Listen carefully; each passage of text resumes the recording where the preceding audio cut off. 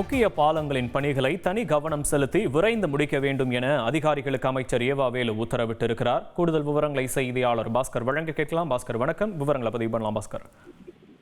சாலையினுடைய தரத்தின பல்வேறு கட்டங்கள்ல ஆய்வு செய்து அரசுக்கும் செயலாளருக்கும் 15 நாட்களுக்கு ஒரு முறை அறிக்கை சமர்ப்பிக்க வேண்டும். தேனாம்பேட்டை முதல் சைதாப்பேட்டை வரை உயர்மட்ட மேம்பாலம், அதே நேரத்துல மதுரை அப்போலோ பாலம், மதுரை ராஜாஜி அருகே பாலம் உள்ளிட்ட பல்வேறு பால பணிகளை தனி கவனம் செலுத்தி குறித்த காலத்திற்குள் முடிக்க வேண்டும் அப்படிங்கிறதும் அதிகாரிகள் மற்றும் பொறியாளர்களுக்கு அமைச்சர் ஏவாவேலு அவர்கள் உத்தரவாக பிறப்பித்திருக்கிறார். பல்வேறு உத்தரவுகள் இதில் அடங்கியிருக்கிறது. அந்த வகையில பார்க்கும்போது பள்ளமில்லா சாலைகளை வேண்டும், அதை பராமரிக்க வேண்டும். சாலையில தடுப்பான் அருகே மண் குவியல்கள் இல்லாதவாறு நடவடிக்கைகளை மேற்கொள்ள வேண்டும் அப்படிங்கிறதும் உத்தரவாக இருக்கிறது. பாலப்பணிகளை கவனம் செலுத்த வேண்டும்.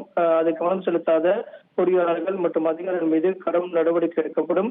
பணியில கவனம் செலுத்தாத அதிகாரிகள் மீதும், கவனக்குறைவாக செயல்படக்கூடிய அதிகாரிகள் மீது, பொறியாளர்கள் மீதும் கடும் நடவடிக்கை எடுக்கப்படும் என்றும் அமைச்சர் ஏவாவேலு உத்தரவாக பிறப்பித்துள்ளார்.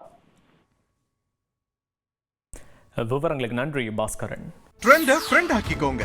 2.5 கோடிக்கும் அதிகமான தந்தி டிவியின் சப்ஸ்கிரைபர்ஸ் அண்ட் ஃபாலோவர்ஸ் குடும்பத்துல நீங்களும் இணையுங்க.